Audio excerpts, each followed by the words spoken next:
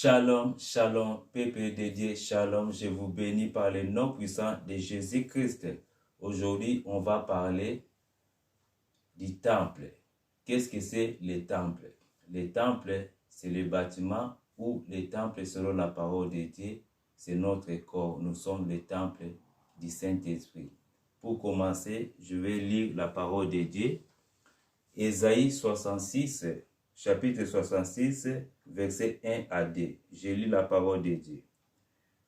Ainsi parle l'Éternel. Le ciel est mon trône et la terre mon marchepied. Quelle maison pourriez-vous me bâtir et quel lieu me donnerez-vous pour demeure? Toutes ces choses, ma main les a faites et toutes ont reçu l'existence, dit l'Éternel. Voici ce qui je porterai mes regards sur celui qui souffre et qui a l'esprit abattu, sur celui qui craint ma parole. Voilà ce que l'Éternel dit. Quelle maison me bâtirez-vous? Voilà. Le ciel est mon trône, la terre est mon marchepied. Dieu, il désire habiter dans l'homme, pas dans les bâtiments faits de mains d'hommes. Je prends la parole de Dieu, Jean chapitre 2, verset 18. Je lis la parole de Dieu. Les Juifs prenant la parole lui dirent: quel miracle nous montres-tu pour agir de la sorte? Jésus leur répondit: détruisez ce temple et en 3 jours je le relèverai. 20. Les Juifs dirent: il a fallu 46 ans pour bâtir ce temple, et toi, en 3 jours, tu le relèveras. Mais il parlait du temple de son corps. C'est pourquoi, lorsqu'il fit ressusciter des morts, ses disciples se souvenaient qu'il avait dit cela et ils crurent à l'écriture et à la parole que Jésus avait dite. Jésus, il parlait de son propre corps. Les Juifs, ils pensaient que Jésus parlait les temples. Voilà, parce qu'ils avaient mis tout leur espoir dans les temples. Mais Jésus parlait de son corps, qui est le véritable temple. Dans 3 jours, quand je ressusciterai, je relèverai l'autre temple qui va être son propre corps. Ce qui nous a fait aussi le temple du Saint-Esprit. Selon la parole de Dieu, le temple, ce n'est pas un endroit, ce n'est pas un bâtiment. Le temple, c'est le corps. Jésus-Christ, il est devenu le véritable temple. C'était l'ombre des choses à venir qui venait s'accomplir dans le corps de Jésus-Christ. Si vous lisez Colossiens 2, à partir de 14, vous descendez jusqu'au 18. Toutes ces choses, c'était l'ombre des choses à venir. Mais le corps est en Jésus, qui ça venait s'accomplir. Que personne donc ne vous trompe avec tous ces sujets de manger ou de boire, de fêtes, de nouvelles lignes ou de sabbats. Toutes ces choses, c'était de l'ombre des choses à venir qui venaient s'accomplir dans le corps de Jésus-Christ. Voilà, pour commencer, selon la parole de Dieu, le temple, ce n'est pas un endroit, ce n'est pas un bâtiment. Le temple, c'est le corps. Jésus-Christ, il est devenu le corps, le véritable temple lui-même. Je prends Marc 14, chapitre 14, verset 55. Les principaux sacrificateurs et tous les Sanhédrins cherchaient un témoignage contre Jésus pour le faire mourir et ils n'en trouveraient point. Car plusieurs rendaient de faux témoignages contre lui, mais les témoignages ne s'accordaient pas. Quelques-uns s'élevèrent et portèrent un faux témoignage contre lui, disant: nous l'avons entendu dire, je détruirai ce temple fait de mains d'hommes, et en 3 jours, je en bâtirai un autre qui ne sera pas fait de mains d'hommes. Jésus, il veut bâtir un autre temple. Ce n'est pas le temple de Jérusalem. Leur gloire, c'était là-bas. Mais Jésus, il est venu pour détruire ce temple, pour bâtir un nouveau temple qui ne sera pas fait de mains d'hommes. Ça va être spirituel. Lisez bien. Lisez bien. Nous l'avons entendu dire, je détruirai ce temple fait de mains d'hommes. Et en 3 jours, après la résurrection, j'en bâtirai un autre qui ne sera pas fait de mains d'hommes. Qui ne sera pas fait de mains d'hommes. Jésus, il n'est pas venu pour détruire le temple, là, physique, pour rebâtir encore un temple physique. Il va bâtir un autre temple qui ne sera pas fait de mains d'hommes. Ça va être un temple spirituel que nous sommes. Voilà. Ça, c'est le véritable temple. Jésus-Christ lui-même, il est le véritable temple. Il nous a fait devenir le véritable temple. Il est même lui-même le vrai sacrificateur. Il nous a fait devenir le vrai sacrificateur aussi. Jésus-Christ.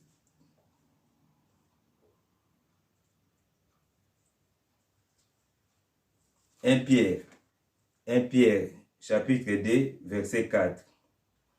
Approchez-vous de lui, pierre vivante. Voilà, approchez-vous de lui, pierre vivante. Qui est le pierre vivant? Jésus-Christ lui-même.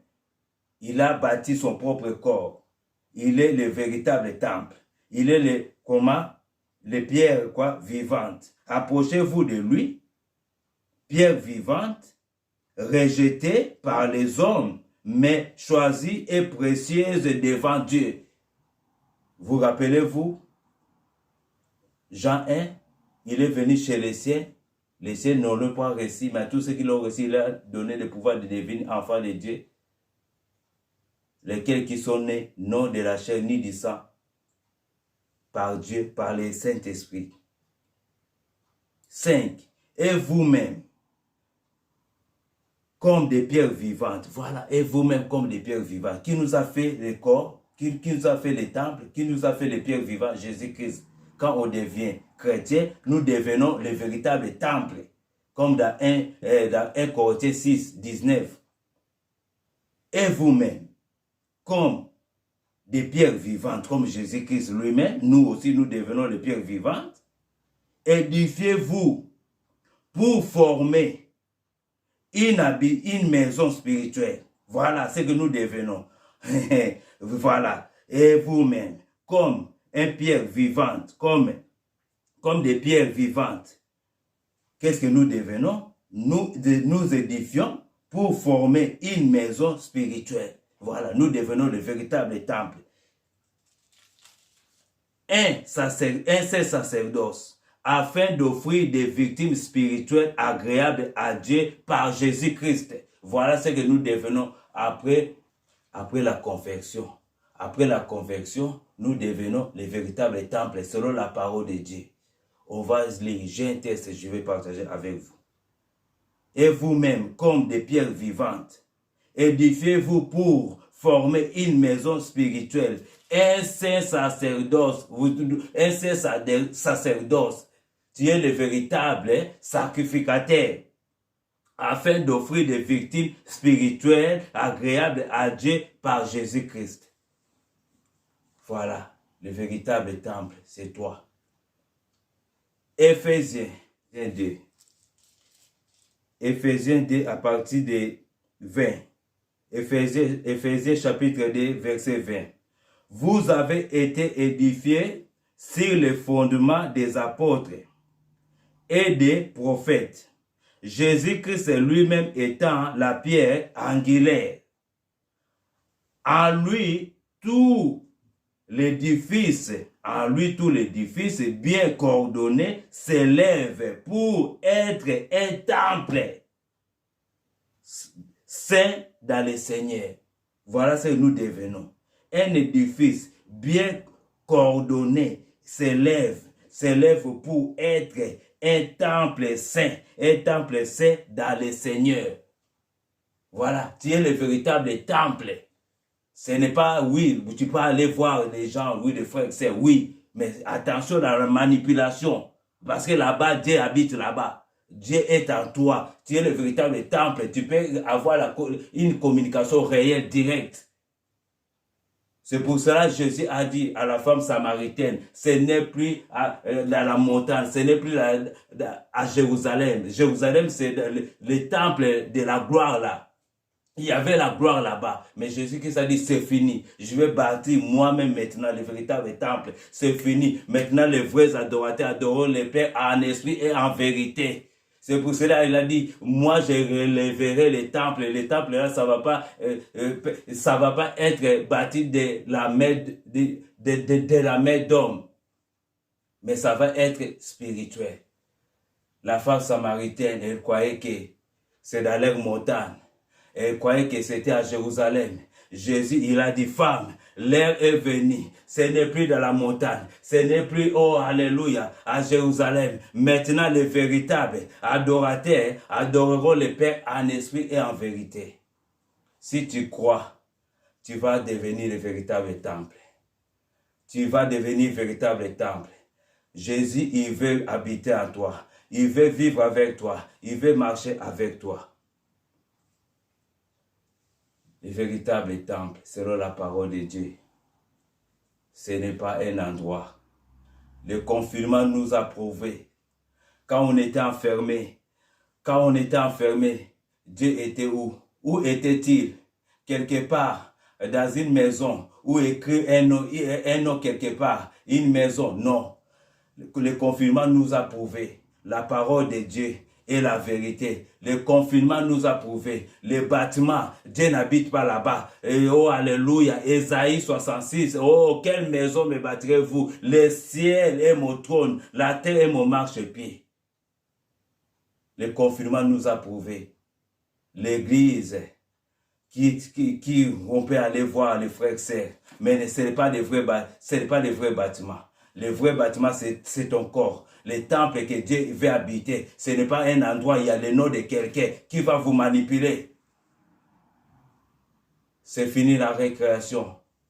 Il est temps. Alléluia. Paul et Molili Kimi, le véritable temple, c'est toi. Bâti, alléluia, une relation véritable avec Dieu.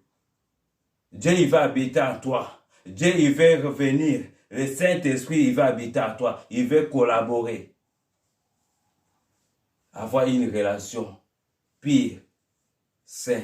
Jésus-Christ a dit, si tu veux prier, ne fais pas comme les autres. Rentre dans ta chambre, ferme ta porte et prie. Le Père qui est dans les cieux, il t'écoutera. Il répondra. Alléluia. C'est là que Dieu attend.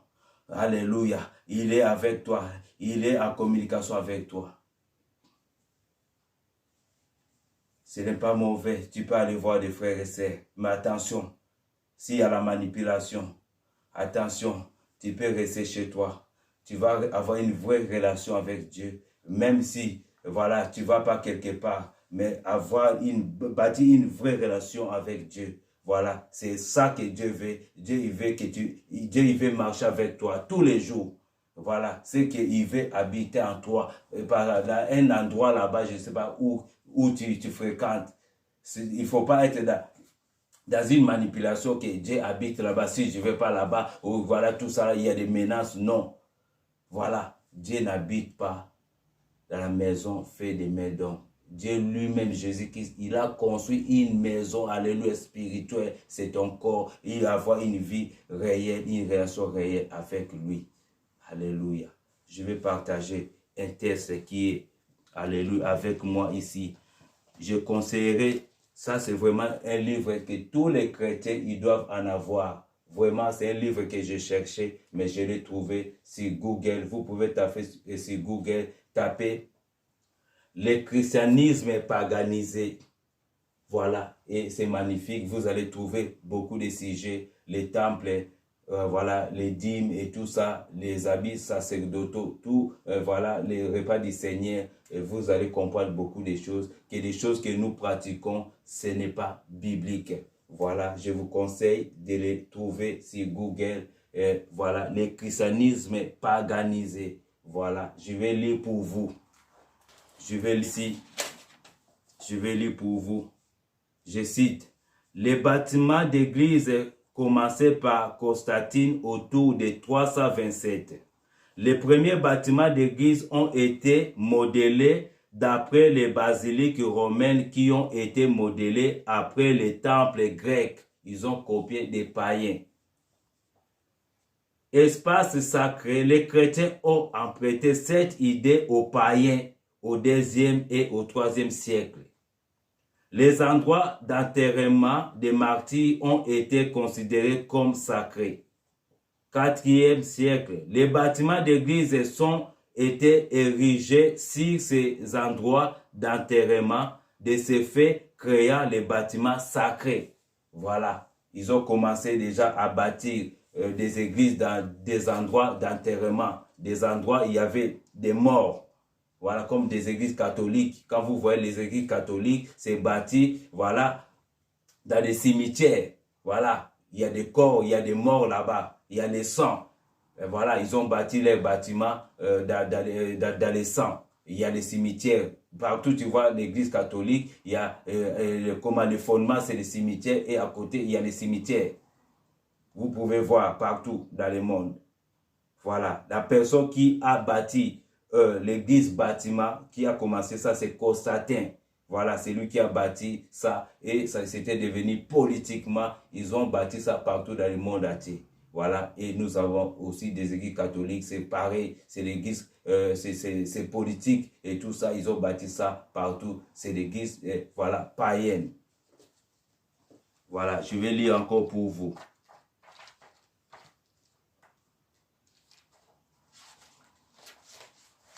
Voilà. Je cite. La première mention de l'église se rapporta à un endroit de réunion chrétienne a été hérité autour de 190 par Clément Alexandrie, 150-215. Clément est la première personne à employer l'expression « aller à l'église », ce qui était une pensée étrangère aux croyants des premiers siècles. Nous ne pouvons pas aller à quelque chose que vous êtes. Dans le Nouveau Testament, l'Église se rapporte toujours à un ensemble de personnes, pas à un endroit. Ça rentre. Dans le Nouveau Testament, l'Église se rapporte toujours à un ensemble de personnes, pas à un endroit. Voilà.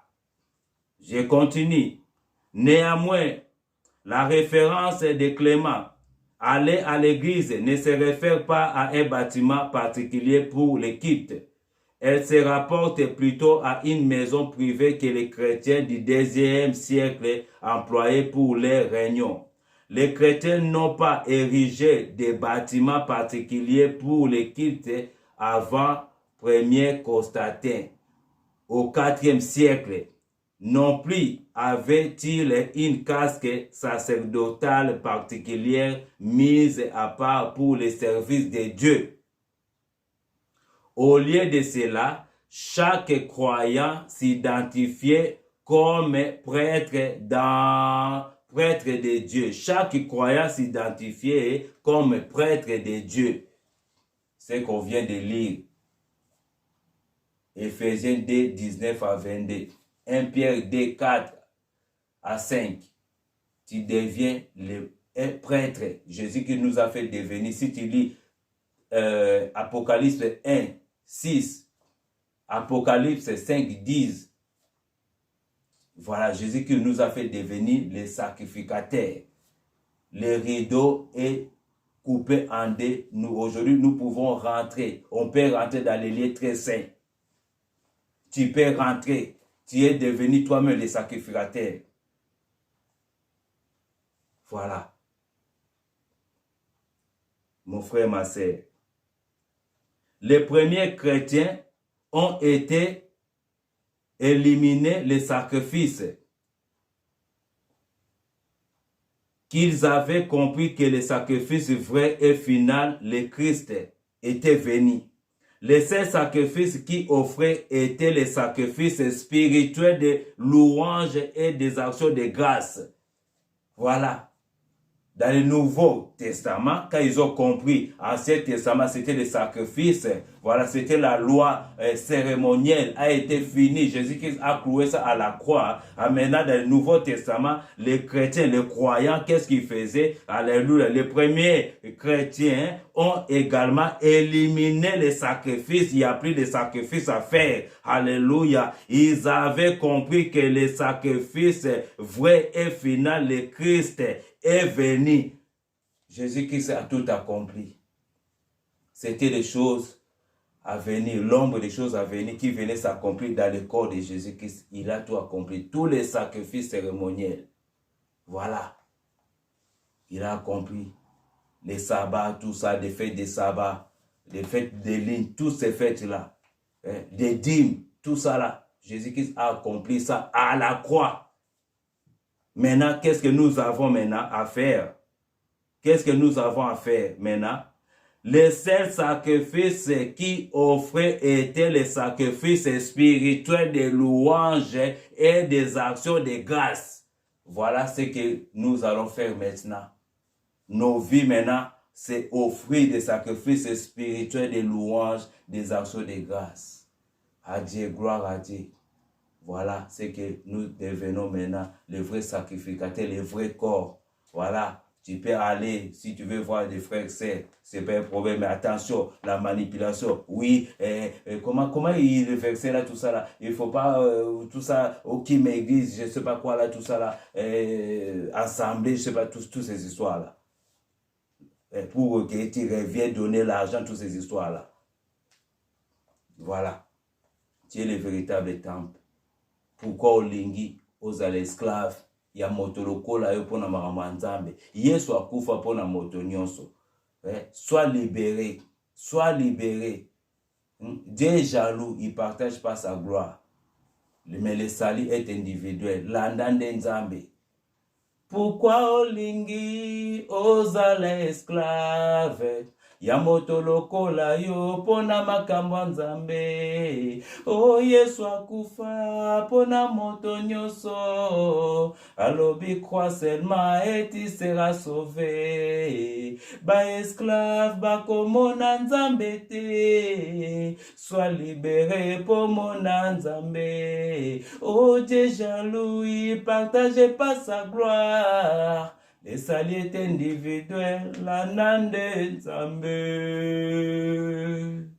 Landande nzambe. Le salut est individuel, landande nzambe. Pourquoi olingi ozala l'esclave ya moto lokola yo? Yo moko oza le sacrificateur, yo moko oza le vrai temple. Pourquoi olingi comme esclave ya moto moko boye? Azo autorité na famille na bana na yo, azo autorité na vie na yo. Ok, Jésus-Christ a kufa pour na yo. Yo moko comme le véritable temple, ou comme yo moko le véritable sacrificateur.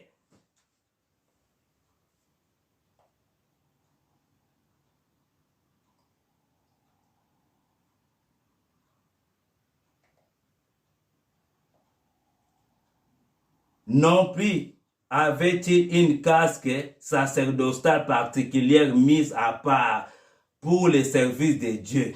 Au lieu de cela, chaque croyant s'identifiait comme prêtre de Dieu. Chaque croyant s'identifiait comme prêtre de Dieu. Je crois écouter. Voilà. Soyez libérés. Jésus qui nous a libérés. Voilà. Aujourd'hui, tu es libre. Tu peux parler. Il est temps. Pole ye molili ekimi. Soko te akatea. Soko yemba ka yemba. Na biti moko bana nzai babima la prison. Il est temps. Voilà. Pole ye molili ekimi. Je vous conseille de lire. Voilà. Tapez sur Google. Vous allez, voilà, le christianisme paganisé. Le christianisme paganisé. Tapez sur Google. Vous allez trouver ces magnifiques livres. Il y a plein de sujets. Vous allez comprendre. beaucoup de choses que nous pratiquons aujourd'hui, ce n'est pas biblique. Voilà, soyez bénis. Voilà, aujourd'hui je suis libre. Je crois que quelqu'un, il va être aussi libre. Soyez bénis. Shalom, shalom. Que Dieu vous bénisse.